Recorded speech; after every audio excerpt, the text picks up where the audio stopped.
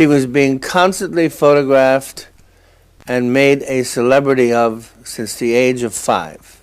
I am the man who accompanied Jacqueline Kennedy to Paris, and I've enjoyed it. She really did embody, in a way, a sort of an American aristocratic figure. I just think that everything in the White House should be the best. Everyone copied her and mimicked her, so she had an enormous influence on the American public. She herself ended up becoming a cultural symbol of the idealized American woman. I think she'll be remembered in history as one of the most graceful people and as one with great dignity.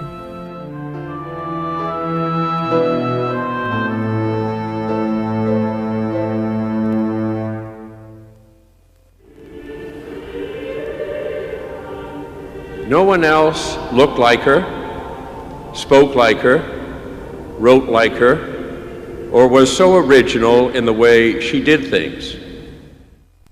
And few women in this century have commanded as much admiration and fascination as Jacqueline Kennedy Onassis. For many, she was an enigma wrapped up in a mystery, a beautiful heroine who was immortalized in a national tragedy. During those 4 endless days in 1963, she held us together as a family and a country. In large part because of her, we could grieve and then go on. For Jackie, there was no going back. She was destined to live out her life as an international celebrity, a cultural icon who struggled to maintain her privacy. She never wanted public notice, in part, I think, because it brought back painful memories of unbearable sorrow endured in the glare of a million lights. Jacqueline Kennedy Onassis was no stranger to death, but she is remembered for how she lived, with dignity, style, and grace.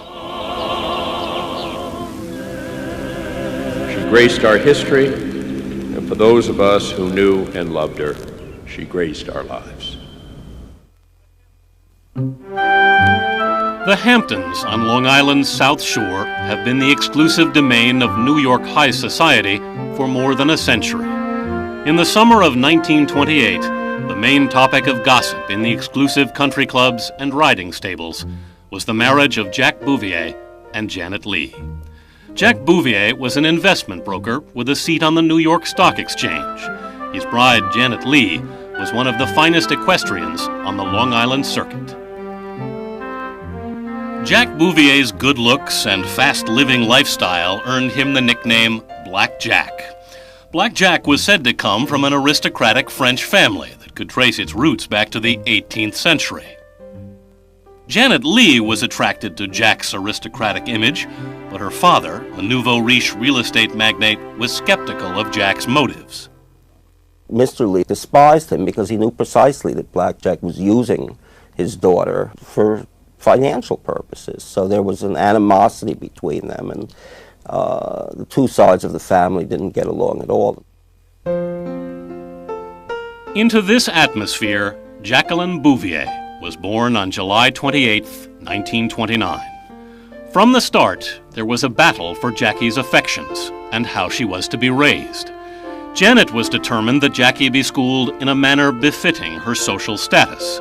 As soon as she could walk, Jackie was enrolled in horse riding lessons. By the age of 5, she had won her first championship. Jackie adopted her mother's love of horse riding, but she admired her father's flair and panache. Jack Bouvier was a stylish dresser and fun to be with. He was also a devoted father. Jackie loved to be with her father so much, and she just bathed in his compliments.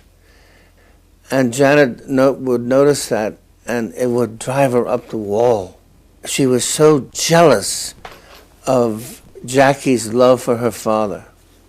In 1933, the Bouviers had a second child, another girl named Lee. But the children failed to stem the decline of their parents' marriage. Jack had a series of extramarital flings. It came to a head in 1936 when a United Press photographer shot a picture of Jack and Janet, The photo showed Jack holding hands not with his wife, but with a girlfriend. Janet felt humiliated. She demanded and won a separation. 4 years later, they divorced. In 1942, she remarried a wealthy divorcee and longtime acquaintance, Hugh Auchincloss. Janet moved from New York to Hugh's estate called Marywood in Virginia with Lee and Jackie. But Jack Bouvier did not relinquish his affections for his oldest daughter. Drove Jack Bouvier crazy to have her in Marywood, Virginia, when he wanted to have her up in East Hampton. She became the victim of a really ferocious tug-of-war between the Auchinclosses and the Bouviers. Jackie attended the prestigious Holton Arms School, then in Washington, D.C. She was an A student who excelled in Latin, French, and history. Vacations were spent in Newport, Rhode Island, at the Auchincloss estate, Hammersmith Farm. The farm supplied dairy products to the local military base. During World War II, there were labor shortages, so the children were expected to help. Jackie took care of the chickens. She was hardworking and conscientious, but always reserved. And I knew when she was sitting right here in this room, reading or writing, you knew when to talk to her and when not to talk to her, when to disturb her. She was a very private person, very thoughtful person. In 1944, Jackie was sent to Miss Porter School in Farmington, Connecticut, to complete her training as a future lady in high society. Although Jackie was an outstanding student, she disliked the formality and strictness of the school. What she did like was the proximity of the school to New York and to her father. Her father lived in New York, and she'd see her father in New York, and he'd visit her at Farmington. In her graduating class yearbook of 1947, Jackie stated her wish in life was not to be a housewife. In spite of her nonconformist inclinations, that summer she was presented to society at a traditional coming-out party. Igor Cassini, the high society columnist, nominated her as Debutante of the Year, a regal brunette, he wrote, who has classic features and the daintiness of Dresden porcelain. The photograph of her as Debutante of the Year shows her in a very simple white frock. In fact, I think she took it off the rack, as she said. She was, for her day and age, almost a bohemian.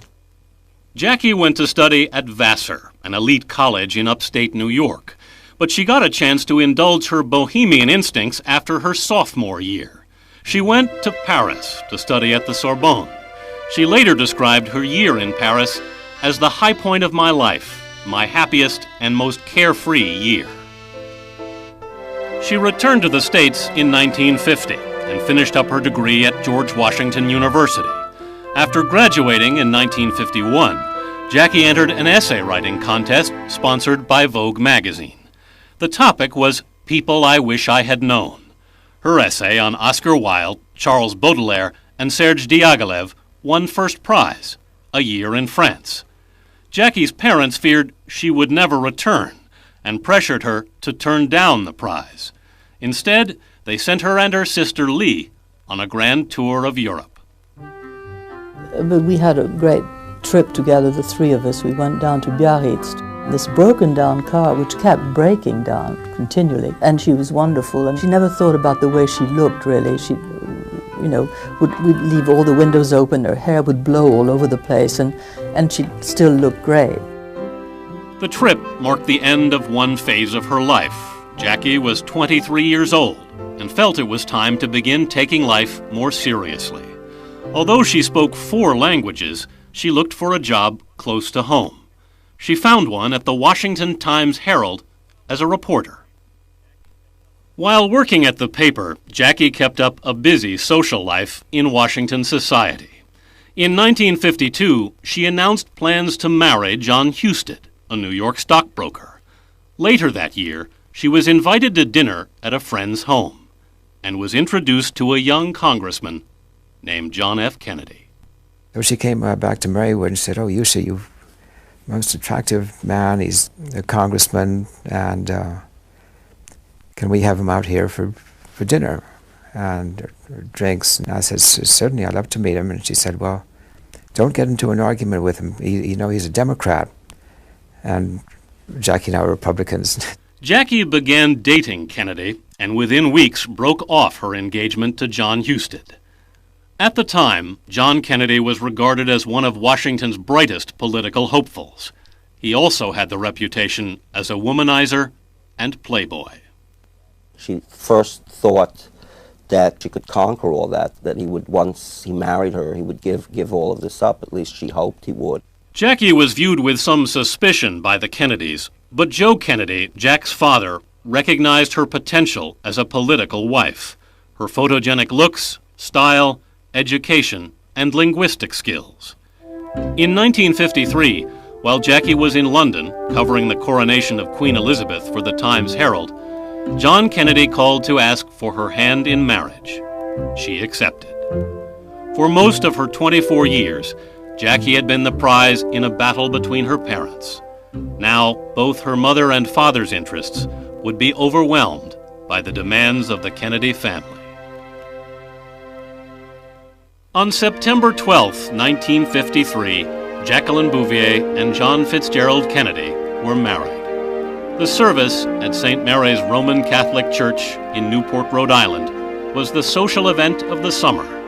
Large crowds packed the narrow streets, hoping to get a glimpse of the rich and famous who attended the ceremony. One man was conspicuous for his absence, the bride's father, Jack Bouvier. Even on Jackie's wedding day, there was no ceasefire in the war between Janet and Jack.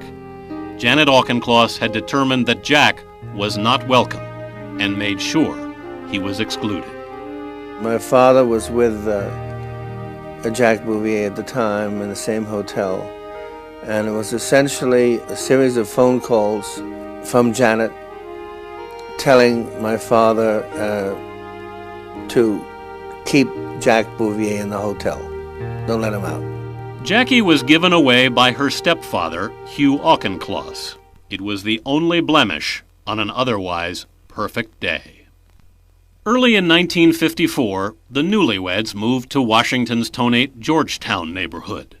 The young senator appeared healthy, but in reality, he was suffering severe back pains from a wartime spine injury. In October 1954, he was admitted to Cornell University Medical Center. The operation to mend his spine went badly, and for 3 months, he was on the critical list. Jackie nursed him back to health, but as Jack recovered, Jackie suffered a miscarriage in 1955.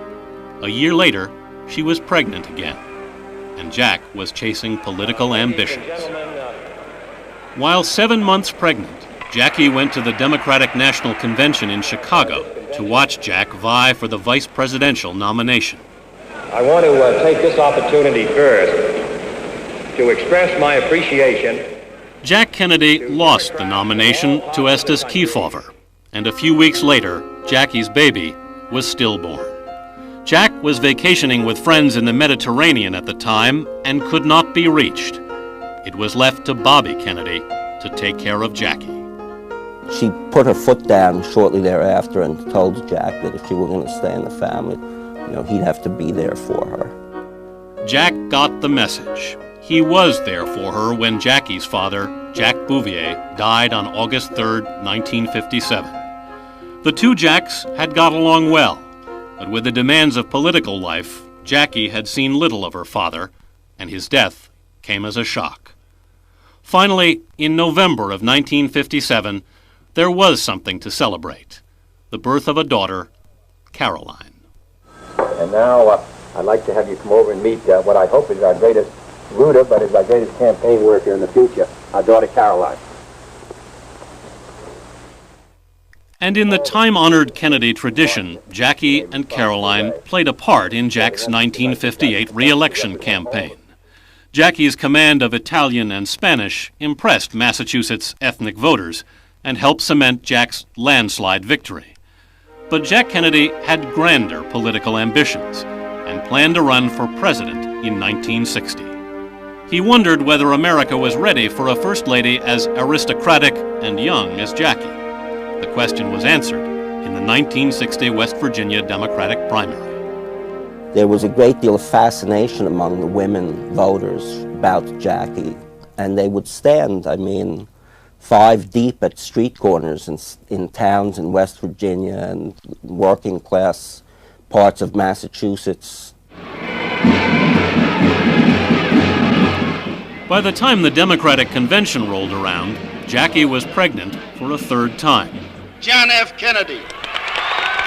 She stayed home while Jack went to Los Angeles and won the Democratic nomination. But she wasn't out of the spotlight for long. Because it's Columbus Day, we ought to have a speech in Italian. Cari amici, mi fa davvero piacere essere tra di voi. Jackie did not limit herself to appearances at rallies in mostly ethnic enclaves of large urban cities. She took to the airways promoting Jack on talk shows, news programs, and commercials. Les habla la esposa del senador John F. Kennedy. What do you say should be the major role of the First Lady? Well, I think the major role of the First Lady is to take care of the President so he can best serve the people and to not fail her family, her husband and her children. On Election Day, by one of the slimmest of margins, Kennedy was voted in the 35th President of the United States. Almost immediately, the new First Family captured the public's imagination. Is your baby due before Inauguration Day? When's Inauguration Day? Jackie's second child, a boy, was born on November 26th. He was christened John F. Kennedy, Jr. While Jackie was still in the hospital, she began setting the tone for the incoming administration.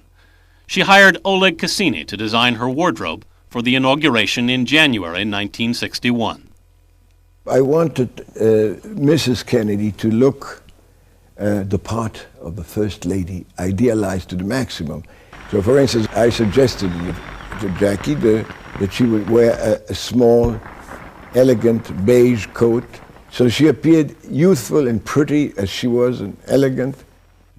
Jackie's appearance at the inauguration festivities dazzled the country. Never in recent memory had a First Lady shown such glamour, elegance, and style. Overnight, Jackie became the role model for millions of American women. She would take a scarf and twist it in a special way. Nobody else could do it. She just knew how to do it naturally. It wasn't anything that she studied. Jackie's tastes extended beyond fashion to the White House itself. When she first entered the president's residence at 1600 Pennsylvania Avenue, she was appalled at its condition, comparing it to Lubyanka, the famous Soviet prison. She was a 32-year-old young, adorable female when she walked in there, and all of a sudden, all of her training, her background, her education, her knowledge, her traveling, everything came into place. Jackie began by forming a fine arts commission, headed by leading museum curators and wealthy benefactors. She persuaded her husband to get Congress to approve tax breaks for people who contributed valuable artworks to the White House collection. When potential donors proved reluctant, Jackie charmed them into contributing. Jackie Kennedy wanted to elevate life at the White House to the level of the splendor of 18th century Versailles. She planned to turn the White House into a showcase for American arts and culture. And everything started to happen. Ballet performances, concerts of the great musicians, Isaac Stern, Pablo Casals. But the high profile brought problems for Jackie. The media fascination in the Kennedy White House left little time for privacy. Jackie was concerned about the impact on her children. They'd go out and play in the garden. Just outside the wall of the White House on the street, there would be all kinds of cameramen shooting pictures, and Jackie kept sending me letters saying, stop those people from shooting. She didn't want pictures of the kids done by the journalists. Jack Kennedy, though, allowed photographers into the White House while his wife was away. He saw